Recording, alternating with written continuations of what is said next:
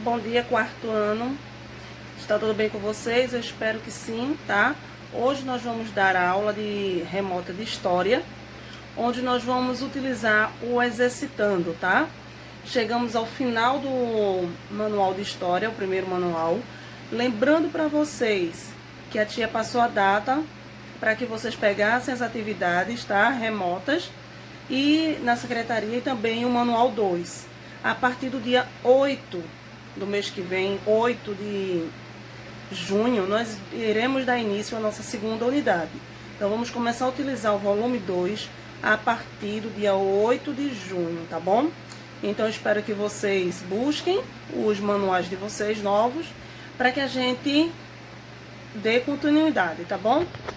E essa semana a gente está acabando história, porém a gente sabe que ficou algumas atividades do caderno e atividades para fazer, tá? Para corrigir também. Aí vamos ter ainda uma última aula na próxima semana de história para isso, para poder dar uma olhada no caderno de atividade, ver o que está faltando corrigir e fazer as devidas correções. Nós agora vamos ver uma reportagem, tá? Feita pelo Fantástico, onde ela vai falar um pouquinho da pré-história brasileira. Antes dos índios, quem foram os povos que habitaram o Brasil? A gente viu, né, que uma das teorias é que houve grupos que vieram da Ásia, né, e também cortando o oceano, tá? E a gente vai falar um pouquinho também sobre o fóssil encontrado aqui, que é a nossa Luzia, tá? Que foi o primeiro fóssil encontrado no Brasil, tá bom? Anos atrás, mas a gente vai mostrar como vivia o povo que chegou aqui milhares de anos antes do descobrimento. Esse povo chegou muito antes até do que os índios. É verdade. Olha, os repórteres Sônia Bride e Paulo Zero visitaram os lugares que contam essa história. Uma história que tem rosto e tem nome. Luzia, a primeira brasileira.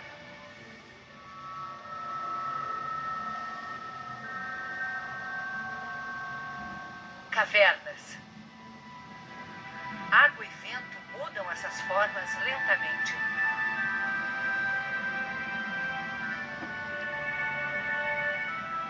Trazem a terra que cobre e preserva milhares de anos de uma história aos poucos descoberta.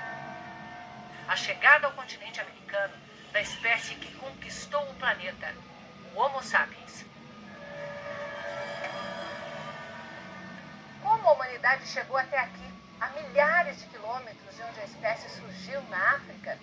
Caminhando, sem rumo definido.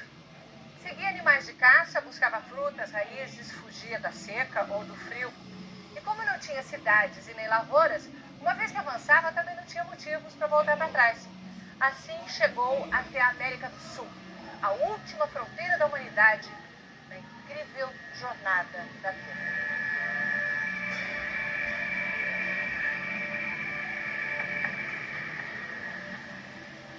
A nossa espécie surgiu na Etiópia. Há 2 milhões de anos, o Homo erectus já estava deixando a África. Fósseis desse nosso ancestral foram encontrados na Ásia e em toda a Europa. Há 80 mil anos, o Homo sapiens, a nossa espécie, começou a se espalhar pela África e o resto do planeta. Foram muitas levas de migrações. Ele ocupou a Ásia, chegou à Austrália e Polinésia. Na última era do gelo, Ásia e América ainda eram ligadas por terra. O Homo sapiens atravessou o Estreito de Bering e se espalhou pelo continente. Há 13 mil anos, já ocupava estas cavernas em Lagoa Santa, Minas Gerais, uma das maiores concentrações de fósseis humanos das Américas. A gente realmente está conseguindo ver as crianças, os jovens, os adultos, mulheres, homens, e ter uma noção de como esses grupos se comportavam como uma população. Um povo que tinha rituais. A maior prova está nos sepultamentos revelados sob a poeira milenar. Nós temos 2 esqueletos numa sepultura, onde a cabeça estaria sob esse bloco de pedra, as costelas, as costas dele fazem essa curva, aqui estaria a bacia. Por que eles foram enterrados assim? Uma passagem para a vida após a morte? Ou uma homenagem dos vivos à vida que se foi? região está cheia de mensagens deixadas por eles. Cenas de caça, da incrível variedade de animais que andava por aqui. O primeiro a registrar essas mensagens do passado foi um dinamarquês, Peter Lund, ainda na primeira metade do século XIX. Lund fez muitas descobertas reveladoras. A principal neste lugar, o Sumidouro, onde na época da seca o riacho some para dentro de uma caverna subterrânea que na estação das chuvas transborda formando um lago.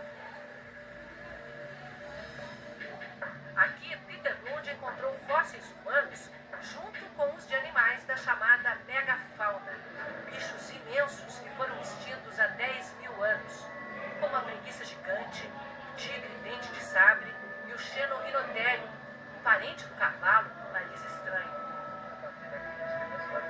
Um século e meio depois, nos anos 70, o professor André Proust era um jovem pesquisador da missão francesa que veio estudar a região.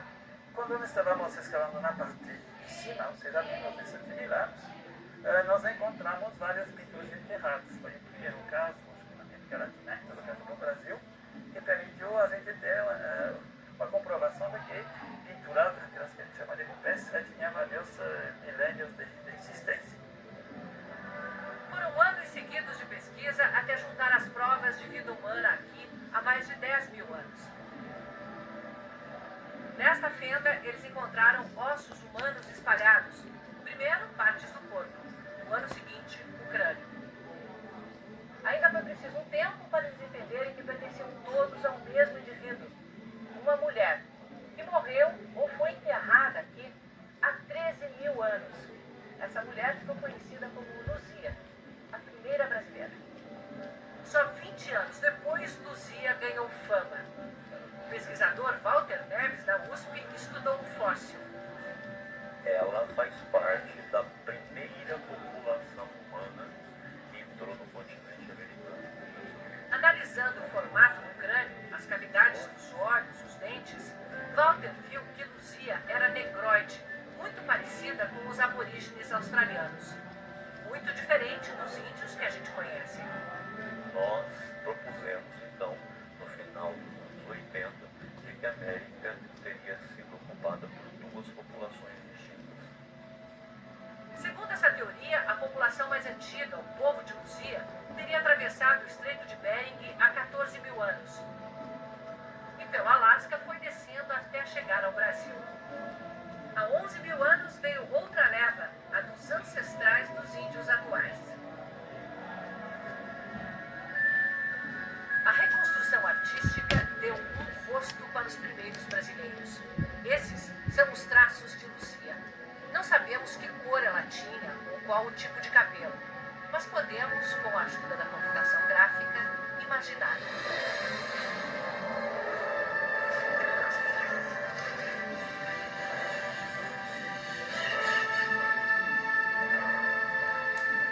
E não é só o rosto. A cada vez que os pesquisadores encontram um fóssil, uma ferramenta, restos de uma fogueira, é como se abrissem uma janela para o passado que nos permite ver e reconstruir a vida que levava o povo de Luzia. Uma vida dura. Poucos passavam dos 35 anos. E eles não viviam nessas cavernas. Eram nômades. Caçavam, colhiam frutas, muitas raízes. Nessas cavernas eles passavam alguns dias, se abrigavam e seguiam em frente. O povo de Luzia era exatamente igual a nós. Tinha as mesmas habilidades, a mesma inteligência que nós. Éramos nós, antes das cidades, do desenvolvimento, da agricultura, iguais a nós, um mundo muito diferente.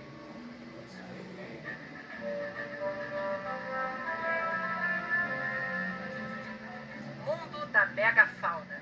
Tigres dente de sabre. Preguiças gigantes. Como é que ia chegar com a Sarabatana, um arquinho igual aos que meu filho brinca, diante de um mastodonte, diante de uma preguiça gigante que tinha pelo menos 70 centímetros de garra? Era o primeiro astronauta brasileiro. São Paulo que ia receber e entrava na órbita. O maior temor do povo de Luzia devia ser correr de um tigre dente de sabre. Por razões que nós não conseguimos explicar,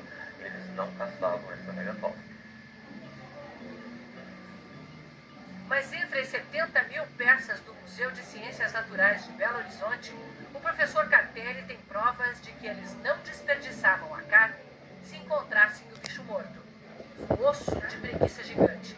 Este osso equivale aqui. Este osso. Esse aqui.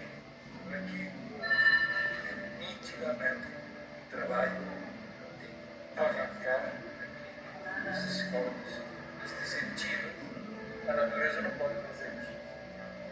O que aconteceu com o povo de Luzia quando os outros chegaram? Em alguns pontos do Brasil, há indícios de que ele sobreviveu até o século XIX. Em alguns locais eles foram completamente substituídos, como por exemplo na costa brasileira, você não tem vestígio dessas populações. Não é? Em algumas regiões houve cruzamento entre essas duas levas. Mas seriam mesmo esses os primeiros brasileiros?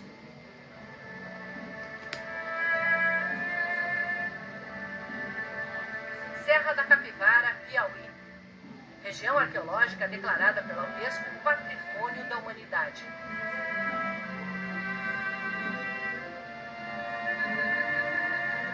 Na paisagem deslumbrante da Caatinga, galerias de arte a céu aberto, deixadas por povos que viveram aqui.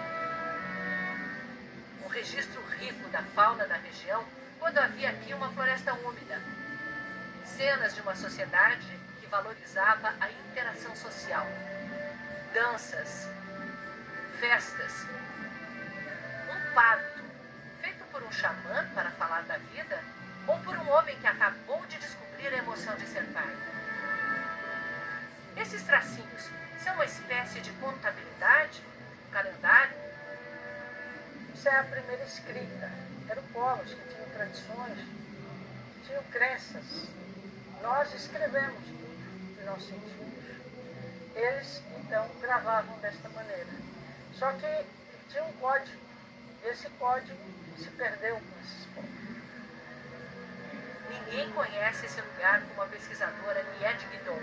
Os estudos liderados por ela tentam mostrar que a chegada às Américas se deu muito antes do povo de Luzia. As datações mais antigas que nós temos são de 90 mil anos. Temos datações carbônicas de 58 mil, uma grande quantidade de 30, 20 mil. Tudo indica que vieram da África. A teoria dela é de que há mais de 80 mil anos, os primeiros humanos vieram para cá direto da África, cruzando o Atlântico em balsas, empurrados por fortes correntes marinhas. No bem montado Museu do Homem Americano, em São Raimundo Nonato, podemos ver os fósseis humanos encontrados na região. Os esqueletos são mais recentes do que o povo de Luzia. Mas as provas de que o homem estava aqui há mais de 80 mil anos são essas ferramentas de pedra lascada. A datação foi feita com base em carvão encontrado junto com elas. Mas parte da comunidade científica acha que essas pedras não foram moldadas por humanos.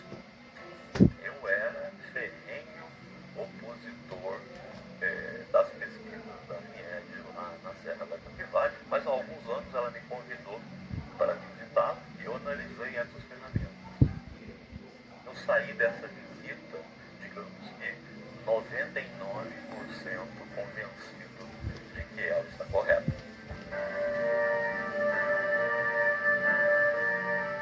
O elo perdido, que vai revelar quando de fato os primeiros brasileiros chegaram, está enterrado em algum ponto do Brasil, esperando para vir à luz. Se você estudar as populações humanas no Velho Mundo até 10 mil anos atrás, todas tinham cara de africanos.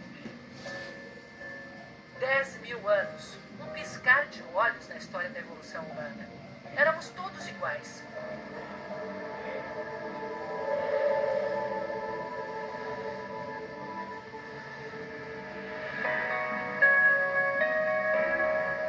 Foi o ambiente onde os humanos se estabeleceram que mudou traços, cores, criou a diversidade humana.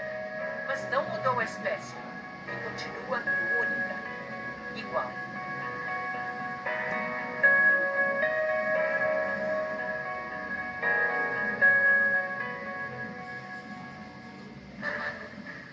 Domingo que vem. Vejam, esse vídeo ele falou tudo que a gente aprendeu até agora, né? Porque não se sabe ao certo, não é? Quem são os primeiros habitantes do Brasil. Só se sabe que muito antes dos índios houve outros habitantes, tá? E a história brasileira, assim como qualquer história de qualquer lugar, cada ano que se passa, mais fatos novos acontecem e você vai descobrindo de fato o que aconteceu. Vamos fazer o nosso exercitando na página 52. Primeiro quesito. Assinale as frases que apresentam afirmações corretas sobre a principal teoria dos primeiros povos a habitar as terras que hoje formam o Brasil. Aí diz assim: esses grupos vieram da Ásia por meio do Estreito de Bering. Sim, né? A gente viu que foi pelo Estreito do Bering que eles vieram, tá? Então assinala. Esses grupos atravessaram o Oceano Atlântico em meio a grandes mudanças de temperatura. A gente sabe que alguns grupos, eles atravessaram o Oceano Atlântico, porém, não houve mudanças de temperatura na época que eles estavam atravessando, a temperatura era a mesma. Então, por isso essa daí tá falsa, tá? Um período glacial ocorria durante a época em que os grupos humanos atravessavam o Estreito de Bering. Sim. O Estreito de Bering foi a porta de entrada dos grupos que migraram para o continente americano. Também está correto. Por volta de 10 mil anos atrás, todo o território que hoje forma o Brasil estava ocupado. Vimos na aula e vimos agora no vídeo que sim, tá?